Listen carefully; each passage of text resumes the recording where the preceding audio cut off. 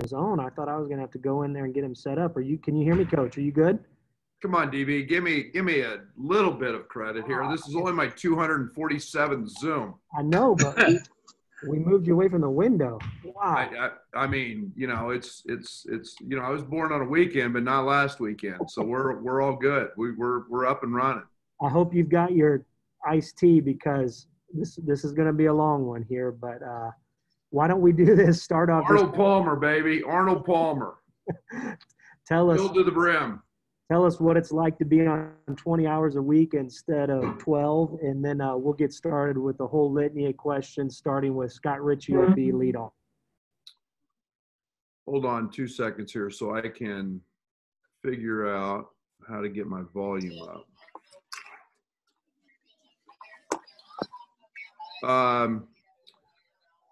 One of the things I think the NCAA did an unbelievable job of ramping this up. We went from 8 hours a week to 12 hours a week, and that was refreshing, and it was helpful. And I think at a time of COVID, when we were all or somebody at different times has dealt with having guys out, it gave us an opportunity, not having a summer, so to speak, in and out, and really no spring. It gave us an opportunity to kind of ramp things up and work our guys out a little more than we had in past years. But obviously, there's nothing like the start of practice.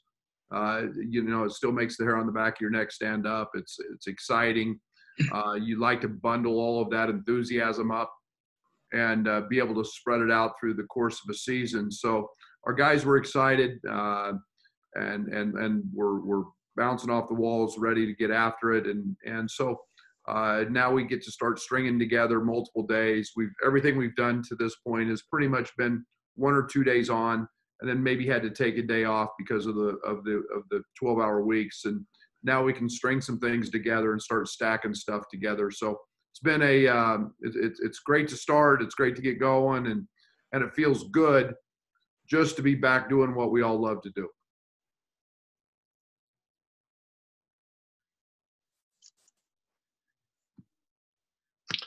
I guess I'm going to start per DB. Sorry, Jeremy.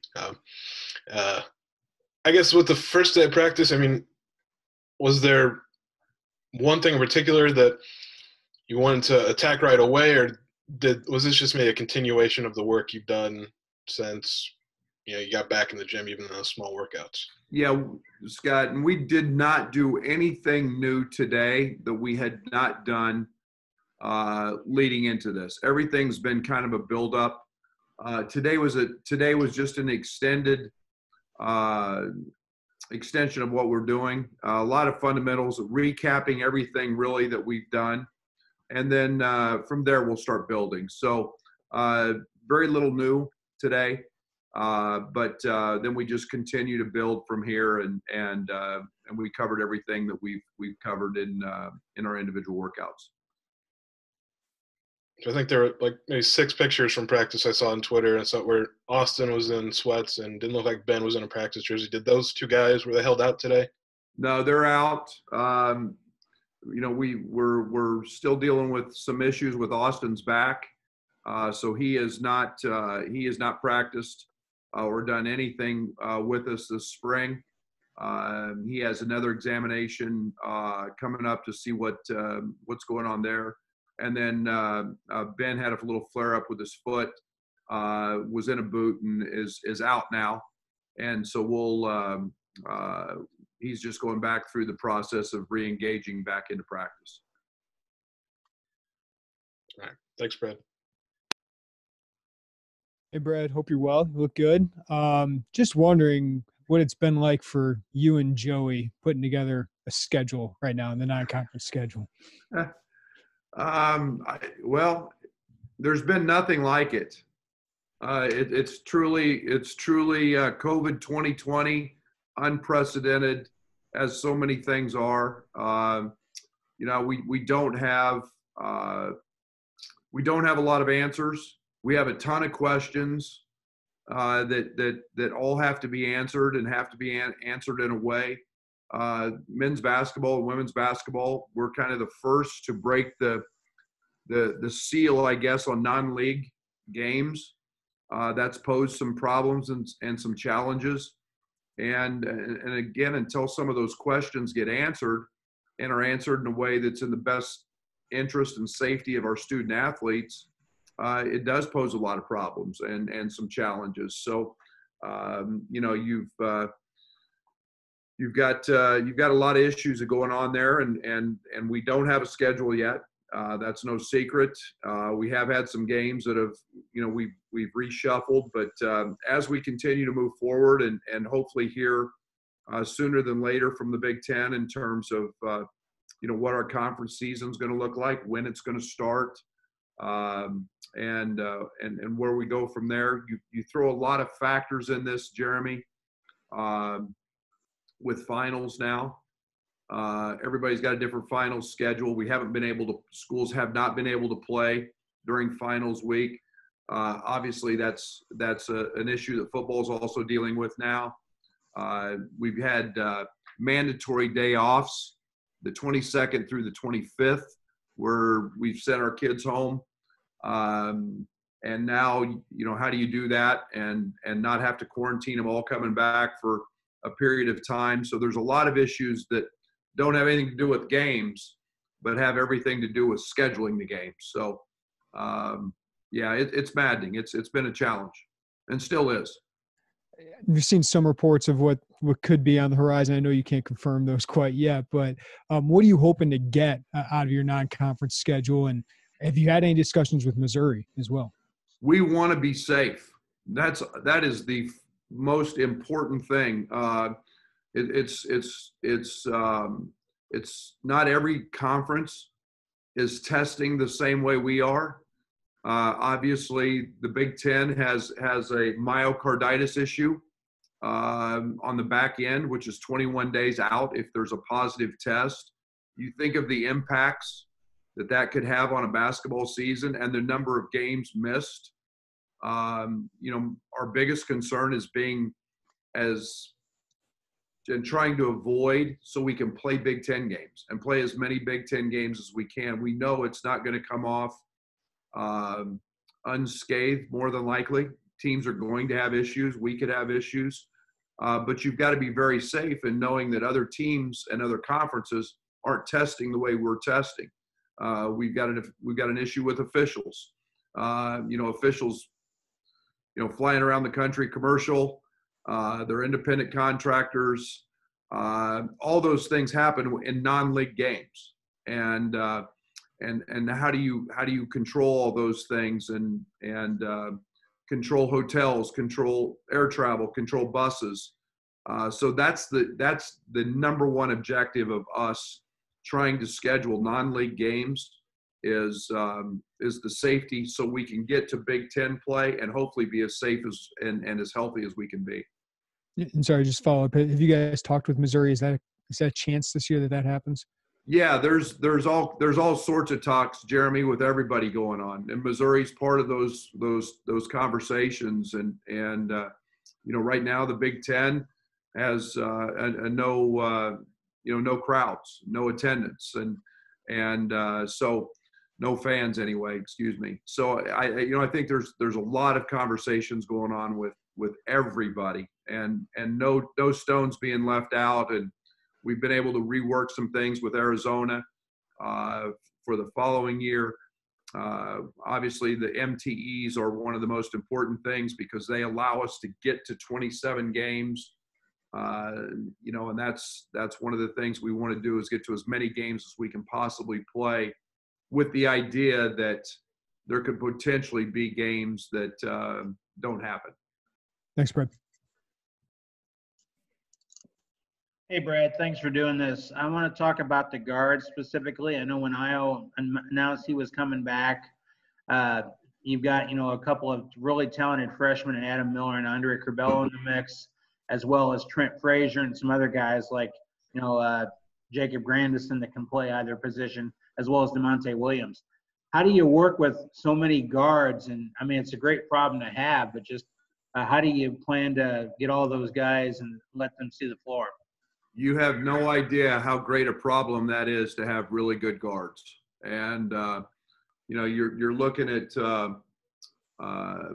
unbelievable battles every single day. That has been the joy of preseason to this point and early practices, watching all those guys go at it. And it's so competitive. And, Trent and Io now have an unbelievable knack of leadership and the responsibility of leadership and helping those young guys get better. All the while they're trying to embarrass them, really. They're competing at a level that's so hard in practice every day. It's making Adam and Andre Curbelo, it's making them better. And, but they're helping him with terminology. They're helping him with concepts. All of that will work itself out, the playing time. Jacob's been bouncing around between spots at the 3 and the 4 as DeMonte's been all over the place. He's a veteran. He literally knows every position on the court for us. So those battles are fun, and it's nice to have options, and they all do something different. And to be very honest, they've all been really, really good to this point. Thanks, Brad. Coach, I want to ask about shooting. It's been a theme of the offseason. You talked about it.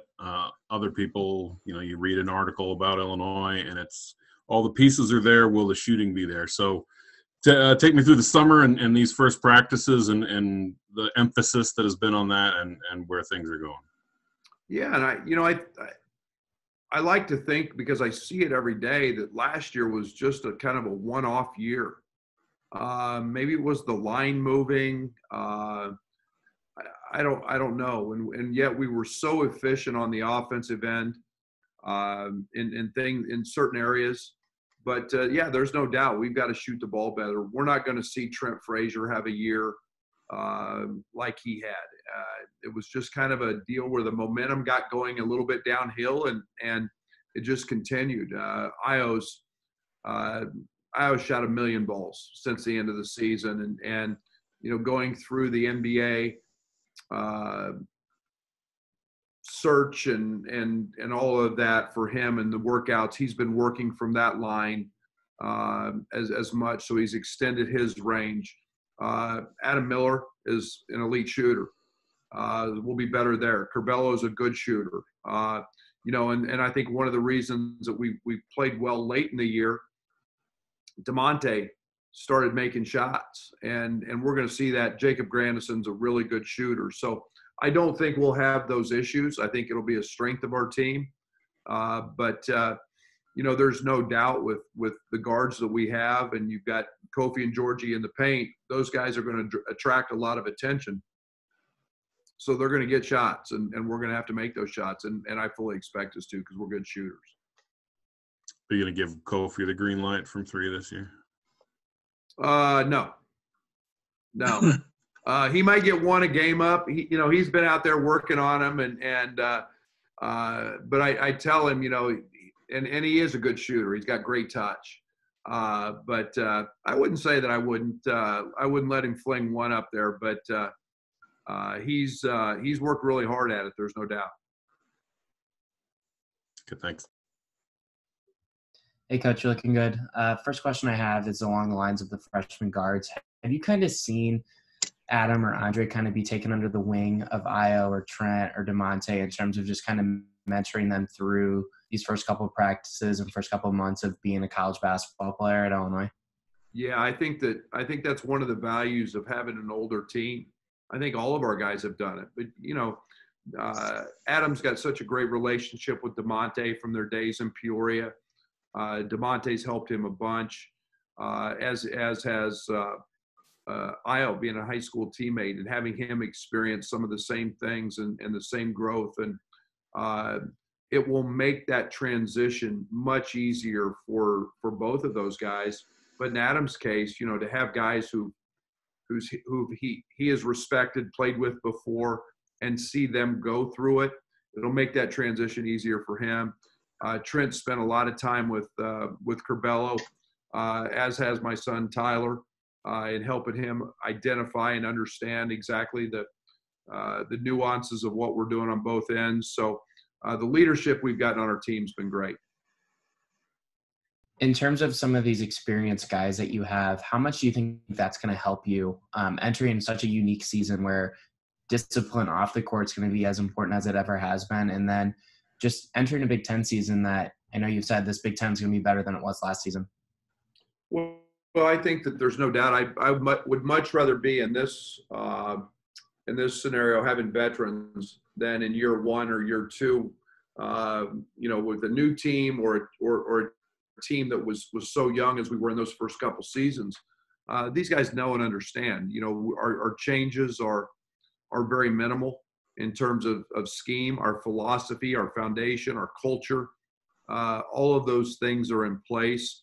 The one thing we tried to do in each of those years, we were still trying to establish what our culture and identity was, and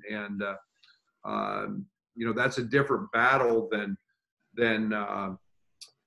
just putting in X's and O's and plays and so on and so forth. So that's established. Our veterans have been great, and leadership and guys with a little maturity are of tremendous value.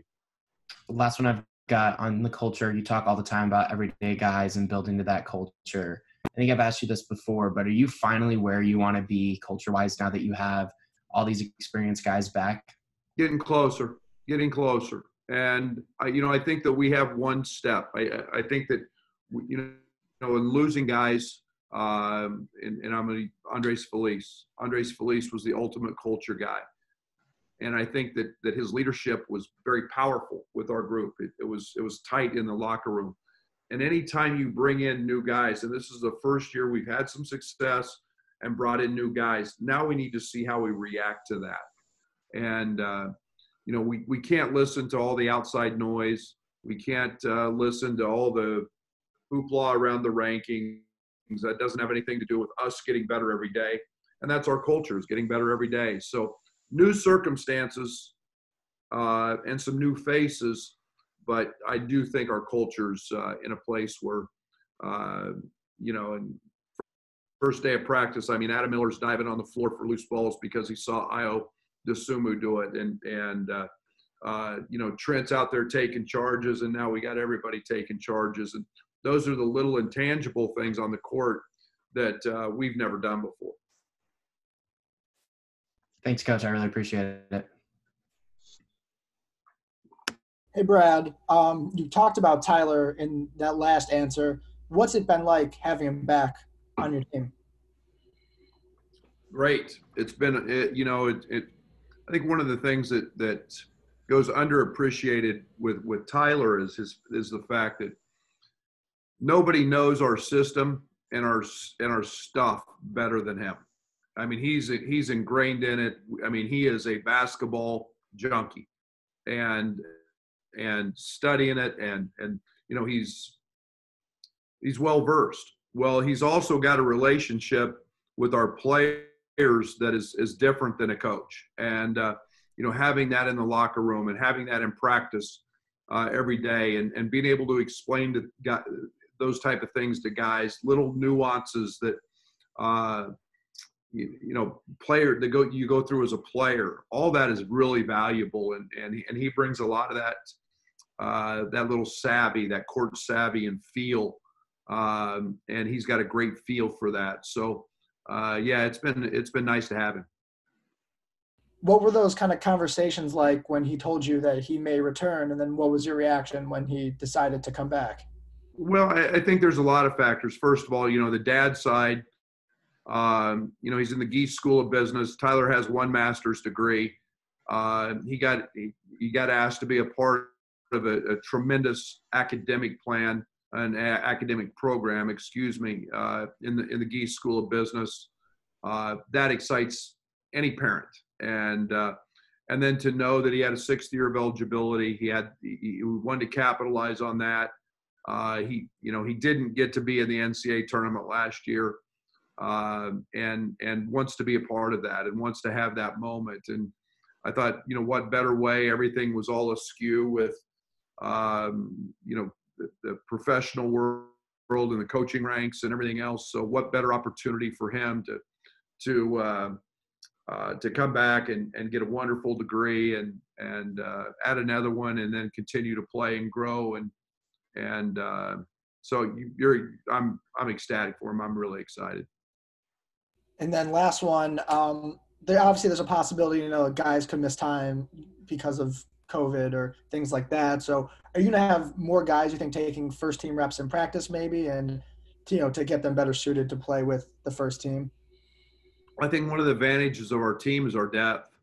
It gets hard. We got 10 guys, 11 guys, 12 guys, however you want to look at it, that have all participated, played games, and have the versatility. And I think that's one of the great things that I'm excited about is we have great versatility. We played big last year, at different times. We played small. We bounced Georgie around to different places and spots. DeMonte can play anywhere. So it's one of the things that we do on the offensive end is we teach concepts more than we just teach actual set plays. So all of those guys are learning the concepts of what we do. Defensively, we're going to have the same defensive plan that we've had last year with a few minor tweaks here and there. But versatility is going to be one of our strengths. So we fully expect to have guys out. I hope it doesn't happen. I hope we're blessed and we stay away from that. But in the meantime, if it does happen, I think we're in a nice spot.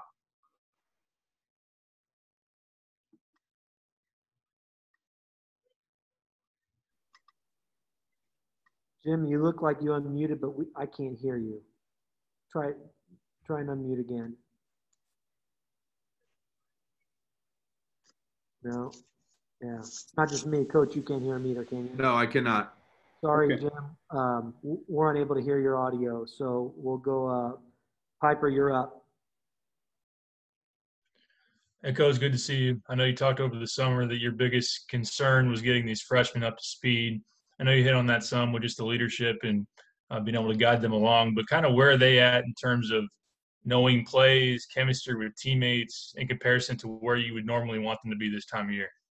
Well, I think we've got continued growth in the chemistry area.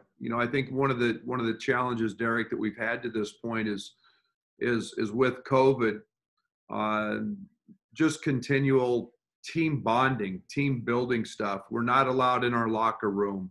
So many conversations happen in the locker room, through all of our individual workouts and small group stuff, which went on really up until a couple of weeks ago. One group had to leave before the other group could come in. And so the team bonding stuff, we haven't been able to have dinners at my house or go do team bonding stuff or movie nights or go bowling or whatever. That stuff is still a work in progress. As to on the court, they're probably further ahead than any group of freshmen ever have been. A lot of that due to the leadership, but also with the structure and the format of where we were at. They're great listeners. They're great learners. We've been able to teach a lot in these small groups. So it's just getting acclimated to the pace of the game, to the physicality of 5-on-5, to how the floor shrinks compared to a high school game. But where they're at in terms of learning and understanding is way ahead of any group we've had. I know we spent a lot of time talking about Adam Miller, Andre Curbelo, but it seemed like you guys really liked what you saw from Coleman Hawkins this summer. Just kind of how do you see him going forward and what kind of role can he have as a freshman? Yeah, he's been terrific. Coleman gives us a luxury we haven't had. And, he's probably at some point of his career will probably be a small forward. He's a great stretch four. He's an elite shooter. I didn't mention him, earlier about his shooting. But what he is a great ball handler and an elite passer. And there's no coaching some of the things that he does. He does them instinctively. So having a guy 6'10" who can do those things, is an advantage. I think that he's got a great motor. He works really hard. He's gaining strength, and I think he's going to be a guy that, because of his IQ and his feel and instincts, is going to find his way to the court maybe earlier than even I thought. And one more quick one for you. With Georgie, where do you see him now being an upperclassman, just kind of with his development, with his mindset? What do you like what you're seeing from him going into this year? I've loved what I've seen. One, he's in unbelievable condition. There's not a guy out there who, and I'd put him up against anybody in the country in terms of a guy who's worked as hard through COVID. He's physically in great shape. He's added weight. And he's been, he looks like the Georgie we saw as a freshman. That jump hook goes in every time he shoots it. He's confident. He's so versatile. We've seen a maturity happen with him in terms of, I think, through some of the struggles last year, there comes growth after that. He's going to have a great year for us. I don't doubt that for a second. Thanks, Coach.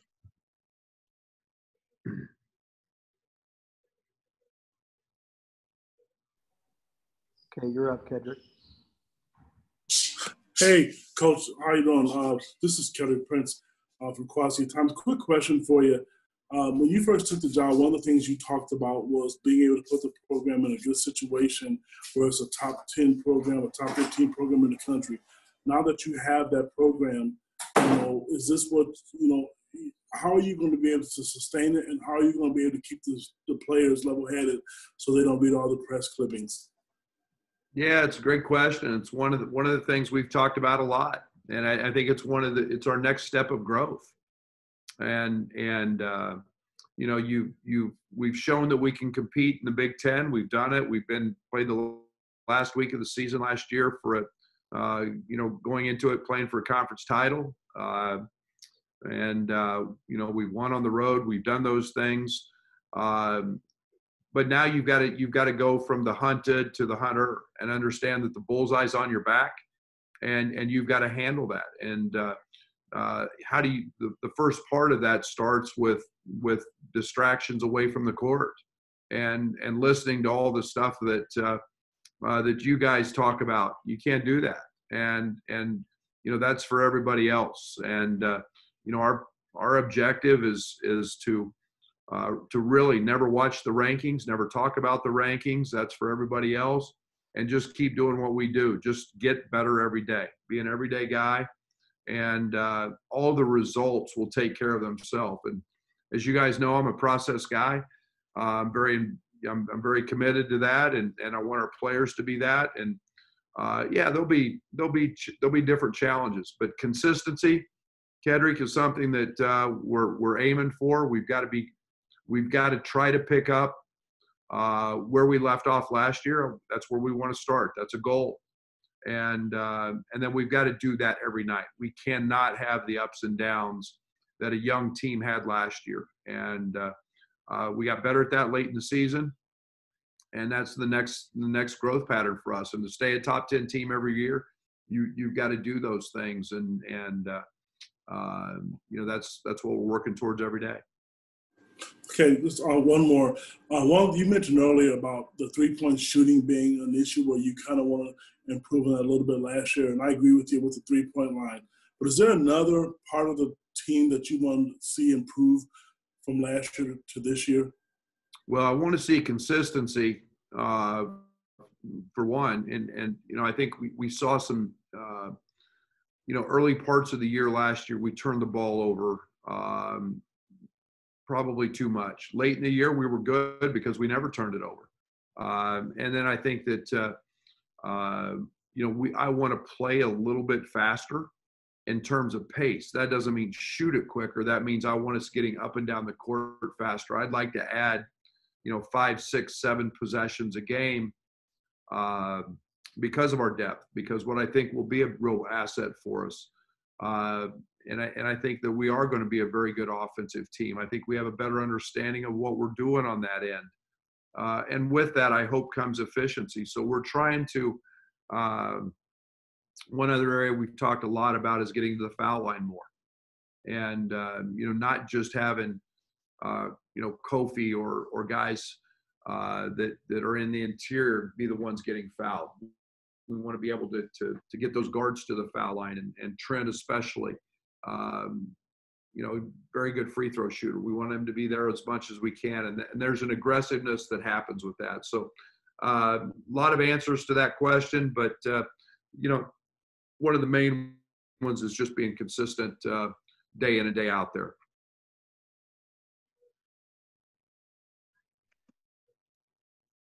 Hey, Brad, good to see you. Happy first day of practice.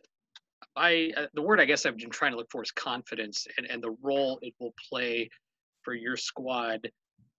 You missed out on the postseason that was beyond your control, and yet there's outside hype that you don't want to pay attention to. What is the role of confidence for a team that, with the mix of veterans and the new faces, and how is it generated for you? Well, I think that one, that stems a little bit from your veterans, having been there. There's a confidence that comes from knowing what venues you play in, knowing what opponents do, knowing what we do. All of that exudes.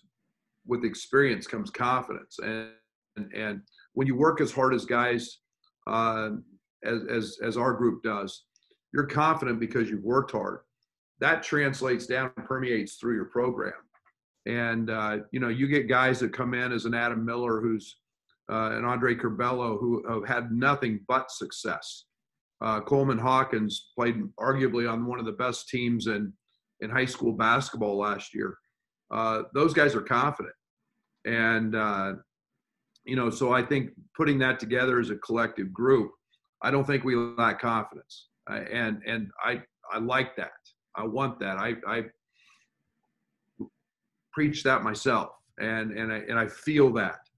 But with that is an understanding that, hey, everybody's coming after you, and you have to back that up. And sometimes when you do get dinged, you better make sure that you know how to handle that and be able to bounce back. So we're talking a lot about those things and challenging our guys with that stuff in practice every day. The question is about, as you add new things, whether they be wholesale changes or tweaks, where do you draw on that? Are you seeing any new trends? Are you try to pick up on things you may be seeing? Do you create things on your own, or is there nothing new under the sun as you try to scheme for basketball, so to speak? No, there'll be a few new things. I think you can start with Io. I mean, I think you could see us put him in some different situations. Io's 206 pounds today.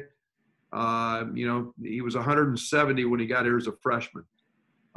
You can see us, maybe posting him a little more, putting him in scenarios that based on matchups where he gets isolated, and we look at him on a block or in an elbow in an isolation situation. So I think some of those things are stuff we're tinkering with.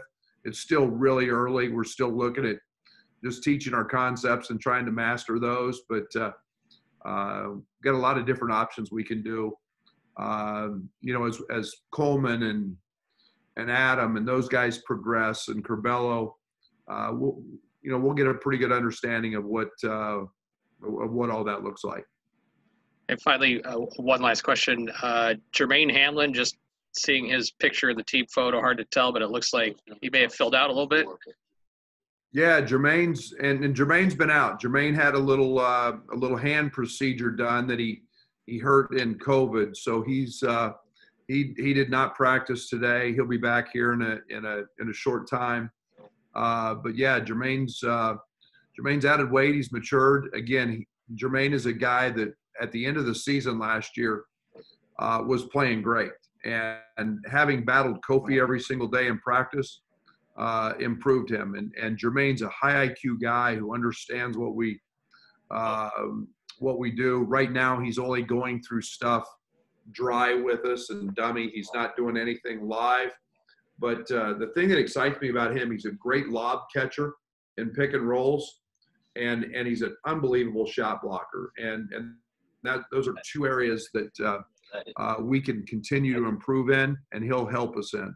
So I'm excited about having Jermaine back in practice and get him going again. Thanks a lot. Hey, Brad. A lot of your players and coaching staff, along with yourself, have been pretty vocal about support for the Black Lives Matter movement these past few months. What has it meant to you and your team to just be able to have those conversations openly? Yeah, I mean, that's what, and again, that's what we're here to do, is to help listen, understand, and so much of our attention goes to basketball sometimes, and yet we have to sit back and listen and understand about what everybody's concerns are, and obviously Black Lives Matter has been something that's been at the forefront, and we're very, very in tune with what our players are talking about, what their concerns are, and we take full advantage of every opportunity, not only within our athletic department, but our program as well, to help listen to those young people and figure out significant ways to help them and to further help us understand. I'm learning all the time from them, and I think that's one of the things that has been very exciting about this process, is just hearing what our athletes, not just men's basketball players, but what our athletes are talking about. So it's been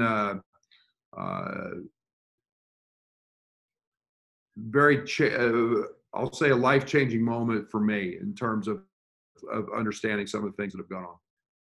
Yeah, and then I know obviously with football, Lovey has said, and it's been on Twitter, that the team is 100% registered to vote. Is that something your team has done as well, or something you guys are working on? Yeah, we are.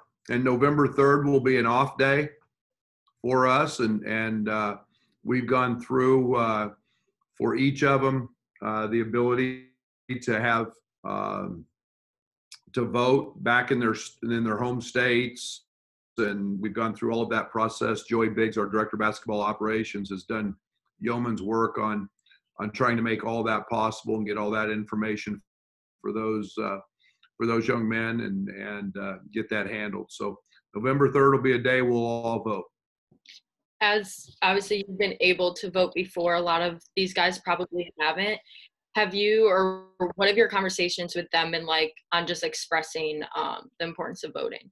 Yeah, as we get closer, I mean, it's obviously been at the attention of, we follow a lot of the NBA games, and that's been a big part of it, is them talking about voting and understanding just how powerful that is, and talking about the ability to, and as we get closer to November 3rd, we'll continue to talk about that. But, not just understanding what you hear on social media, but what truly are some facts, and knowing people and personnel. And again, for them, it's researching their own states in a lot of cases.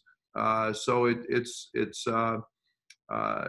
some of them are very in depth with it, and others maybe not as much, but that's their choice. But it's one of the things we talk about. It's one of the great things about being a citizen of the United States of America is we all get the right to vote, and that's pretty powerful. All right. Thanks, Coach.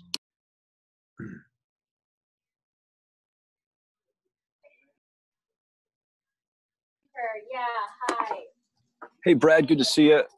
I'm curious, has practice gone the way you thought it has? Have you guys had to stop at any point because of COVID, or have you guys been clean the whole way through? No, we've been out. We've had guys out at various points. Again, and this has gone in stages. I think one of the things that the University of Illinois and our athletic department are obviously at the forefront. I think that's pretty well documented by now in terms of our testing on campus, not just for athletes, but for regular students. So that when we've had issues, we've chose not to stop our program.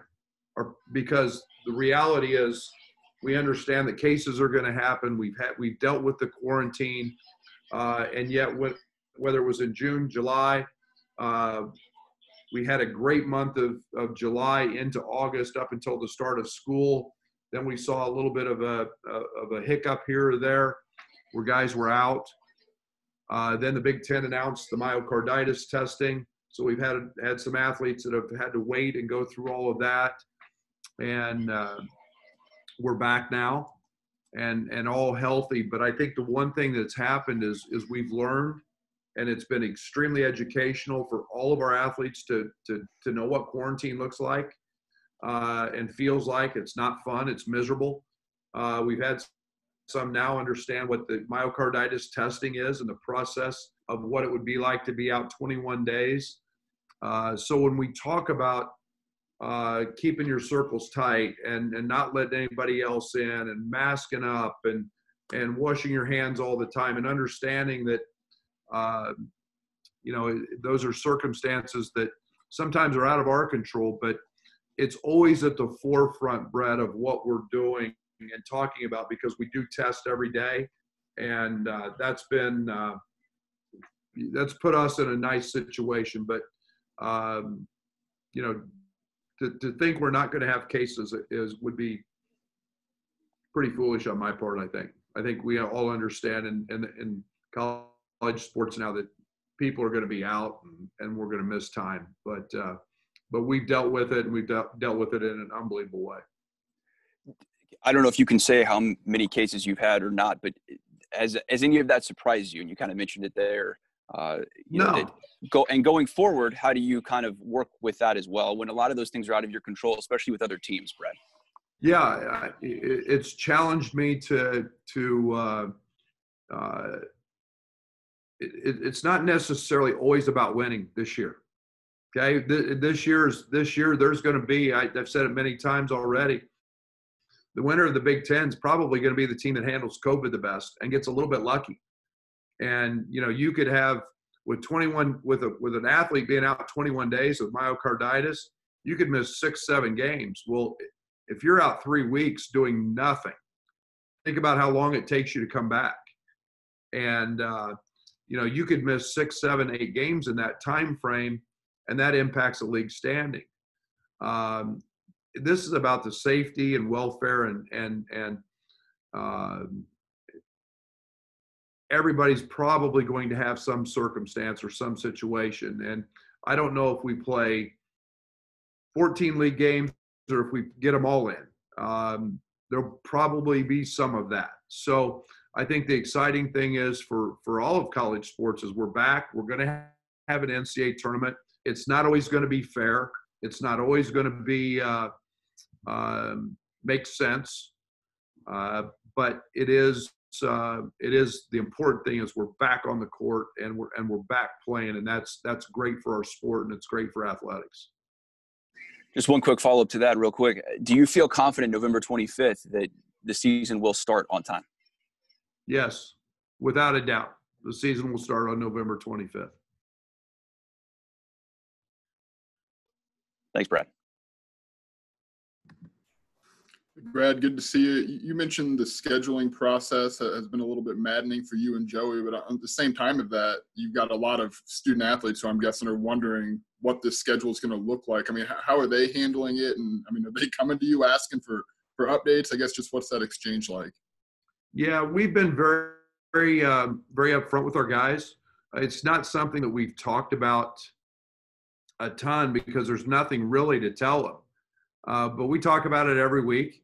And, we tell them that, it's when it went from November 21st to November 25th, it was originally November 10th. We told them about the start of the season. We've told them there will be an NCAA tournament, but beyond that, I don't have answers. So, we'll tell them it's going to be one of the great schedules. The Big Ten is going to be better than it's ever been. And top to bottom, this could look like one of the toughest schedules in the history of Illinois basketball. And so we've got to be prepared. And at the end of the day, we'll see how it all plays out. And then I guess, what are your thoughts on the NCAA considering an extra year of eligibility for winter athletes? Yeah, to be honest, I haven't given it a ton of thought. I understand it. I guess that you feel excited because of what could be, but yet there's a recruiting component, there's a financial component. I think it just makes sense that the NCAA is going to do it. I don't know what all the ramifications will come with that. Excuse me, with the NCAA and with each member institution being able to make some of those decisions, but it'll take some time to work some of that out. But it just makes sense that happens, and they've done it for the fall. They've done it for the kids last spring, and then we'll have to play our way through that and see how it all works itself out, Joey. Thanks, Brad. Hey, Brad, you had mentioned that Benjamin had a flare-up with his foot. Just wanted to follow up on that. Is that a flare-up of that same injury that he dealt with last season? It's in a little different area, but it's on the same foot. And then kind of next question, a lot of people have been really excited about trying to figure out what your guys' starting five is going to be. I know you've always been a big proponent of, it doesn't matter whether you start, it's all about minutes, but how much have you guys been thinking about that rotation and, kind of possibilities of who could start, who could be that second group in, and is it just kind of exciting that you do have a lot of depth to provide to that? So are you going to believe me when I tell you I haven't thought 1 second about that? And if you'll wait a week or two, I'm sure Lauren will put something out as well, his prediction. I couldn't tell you. I have no idea. I don't mean to be. I really don't. Io's going to start. I mean, I got a really good feeling about Io, and beyond that, we'll just leave it at that. I don't know. I really don't. It's so early, and we're still working on so many things, and I like to see a substantial amount of practice. So I get the whole picture, not just the starting five, but what my bench looks like, what my rotations could be. So it's way too early for any of that, Nico. And have you maybe, I guess, heading into today, though, I mean, you guys do have a lot of talent coming back, a lot of incoming talent in. Did you see maybe an increase in intensity for the first practice than what you've seen over the last few years on a team that, kind of is coming in with these expectations? Yeah, great question. Yeah, great question. And it was different because there was knowledge and understanding of what it's all about. It became competitive. So we structured practice a little bit about that, even though there was not a lot of new teaching today. It was stuff that we've already done in a lot of our workouts. But we actually went up and down and strung 3 or 4 possessions together because of that, because we knew it would be competitive, and it is a little bit different because of the understanding. You're not teaching X's and O's, and you're not trying to establish your culture. Those things are there. You're continuing to work on them and build on them. But you got a lot of guys who know what's going on, and that allowed things to be a little bit different. Thanks, Brad. Brad, you know this more than anybody, that certain things in your business kind of happen out of pure necessity, and things that work just because that you try it and it does. And what I'm getting at is these multi-team events that are kind of popping back up because of COVID. Do you think that could happen later on in the future? Does that make sense for an Illinois? Does it make sense for a Stephen F. Austin? Does it make sense for those other kind of programs to do that in the post-COVID world? Whatever that's going to look like, and Lord knows I don't know what that's going to look like. Yeah, I think so. I still think that there's tremendous value in these events. I think we got great. I was excited as heck about the event we were in Florida. It was a great field. It's neutral site. It's TV. It's It's got a different atmosphere to it. So I do think there's some value in those. Obviously, we've done where we played a home MTE in the past here. So I think there's some value. I think your team, the point of where you're at with your team, youth, experience, so I think that'll be something that's obviously was very important for the oversight committee and the NCAA to keep MTEs. That's why they put the 27 and 25 part in the scheduling. So but I think we'll continue to see a variety of different types of MTEs, and where you feel comfortable with, you'll go. And you've said repeatedly on national platforms and even today that we're going to have positive tests. It would be irresponsible to say we don't. But how much conversation in the Zoom calls with your colleagues, 13 other coaches in this league, are about, and I know you don't have a schedule yet, but being able to call Tom Izzo and say, hey, look, Tom, I've only got 7 scholarship players that are negative right now. Like, can we move this game or have some flexibility with whatever schedule gets provided to say, hey, this is a competitive disadvantage for either me or for you. Let's work around this. Yeah, and again, I think that's why the Big Ten has made some of the decisions they've made with the everyday testing, and I think that there's all of that data and information is being sent to the league office, and we're going to know that information. And I think it's still to be determined what that looks like in terms of disqualification or canceling a game, how many are going to be out. But I do think that we all understand, and we're doing twice a week Zooms with our head coaches right now, and just trying to stay connected in terms of what the information is and what some of the questions are. So I fully expect there to be some type of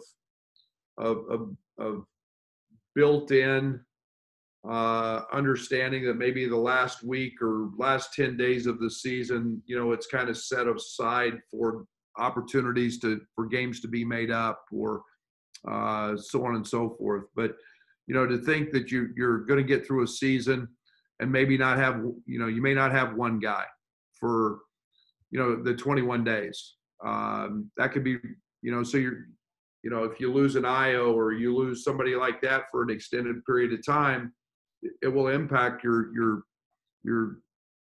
season. And but that's going to be the reality of COVID 2020 season. Is all those issues could be out there. If I could ask an on the floor question, you were asked about Georgie. I kind of wanted to bring that up again in the sense of, I know you and your staff do, season evaluations, and I was curious how that went with Georgie and what happened there and what he had to go through learning how to play with Kofi and all of those things. How does that work this year, and how confident are you guys that you can put him in better scenarios that he can have success? Well, I think just the experience of doing it and making the adjustment. You think of the sacrifice that Georgie made, and Georgie's played the 4 most of his life, and then we played him at the 5, and now he becomes really a dominant low post scorer as a freshman. And he was all excited to get back and play the 4, but it was different at the collegiate level. And but with that has come some confidence because he's played it, he's experienced it. He had some struggles. He knows what those are. We identified those, and again, I think it was a matter of as things went along, he lost a little confidence, and then he's worked his way back to gaining that and understanding where his opportunities came. Georgie's one of the most unselfish people that we have on our team in terms of being able to share. He doesn't care if he scores or doesn't score. He just wants to win.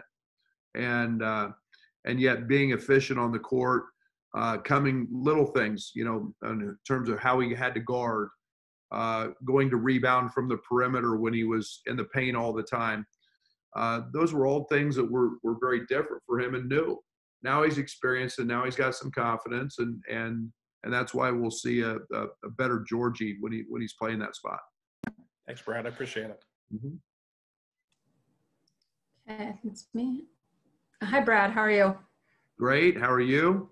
I'm doing fine, thanks. I'm wondering, when you watch the NBA, obviously they're different in that bubble, but even maybe some missteps in college football too. Just, are there things you've learned, as far as how to do team meals, how guys live together, who they live with? Are there certain things you've picked up that you can implement on your own team or that you've brainstormed about that you can share?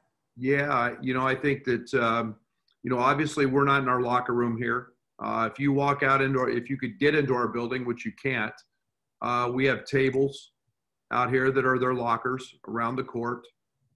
They bring their laundry every day to be washed from the day before.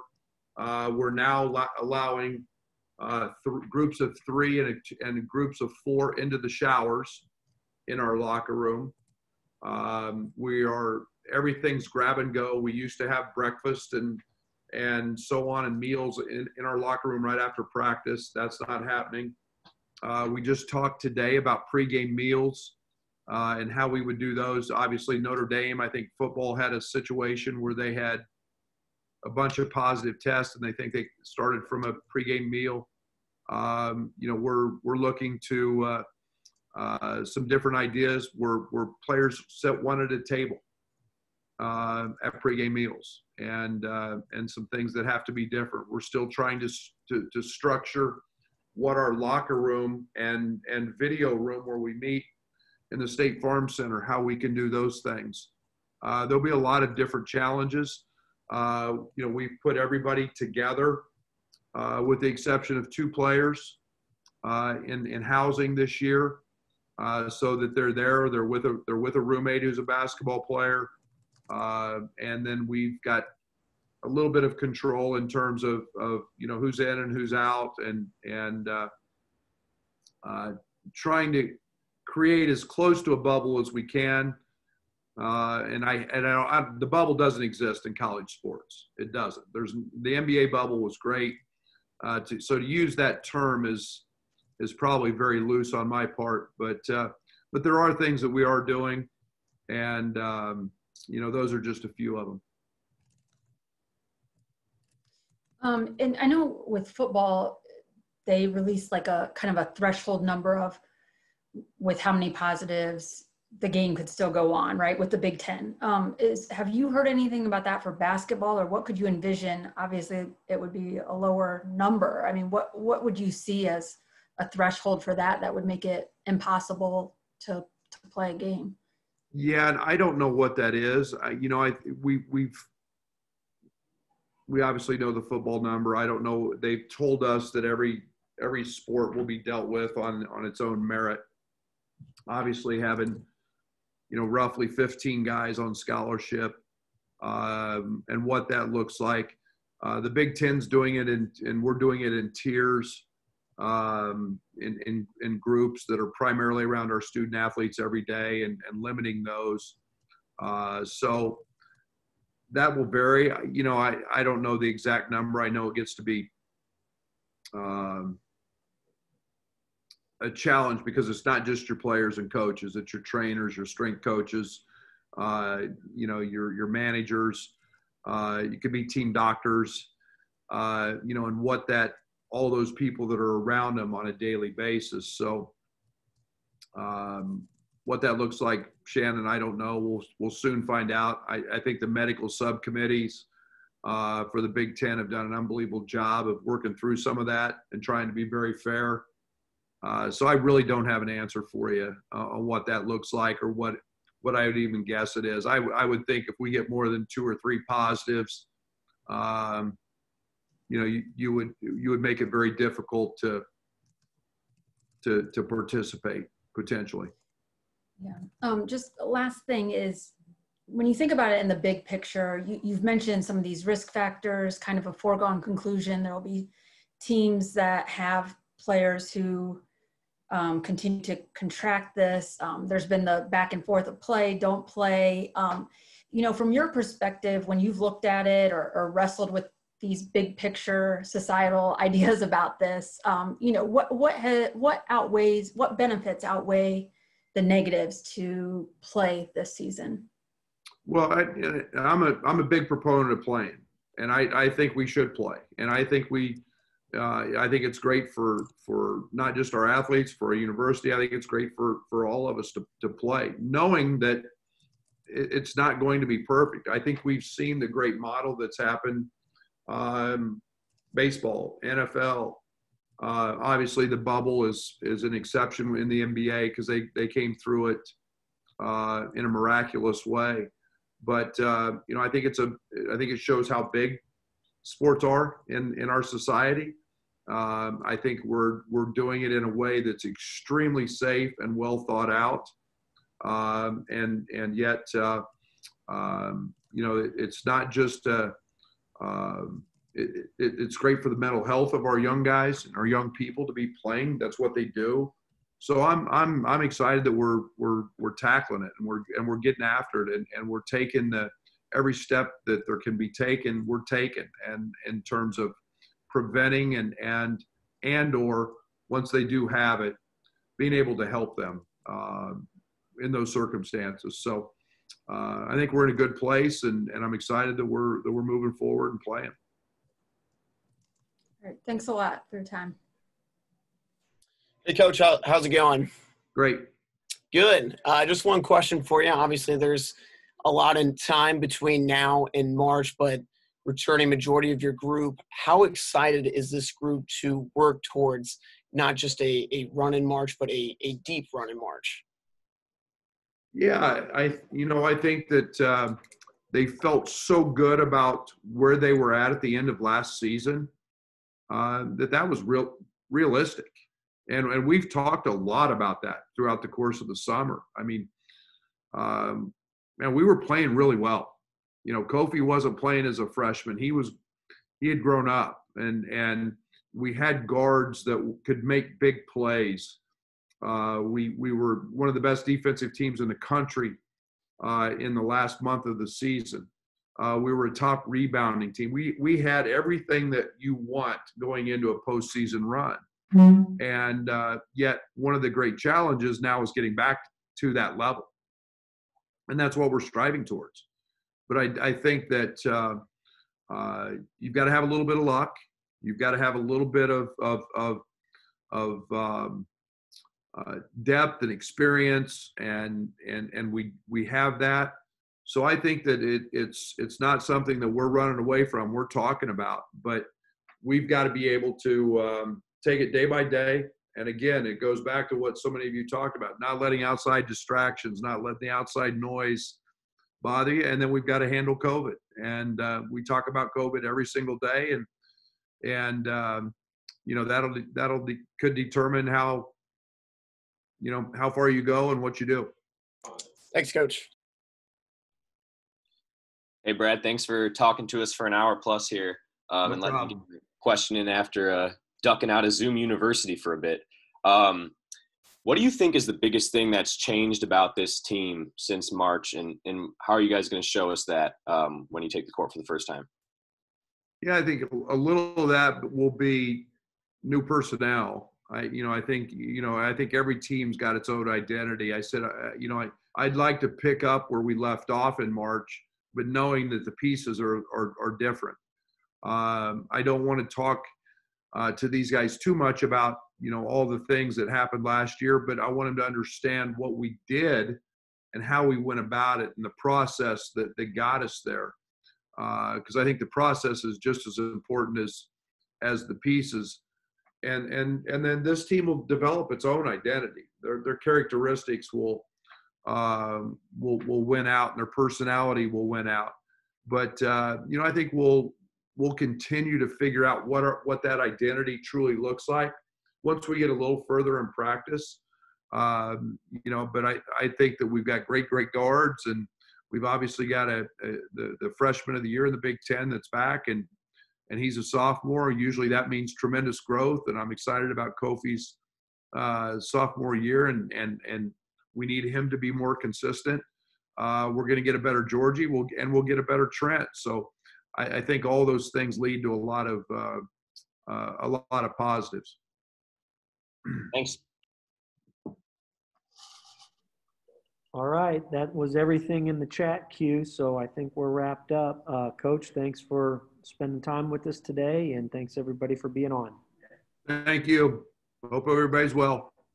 Thanks, Coach. Thanks for your time. Thanks, Derek. Thanks, Thanks, Brad. Brad. Thanks, DB. Thanks, Brad. See you guys.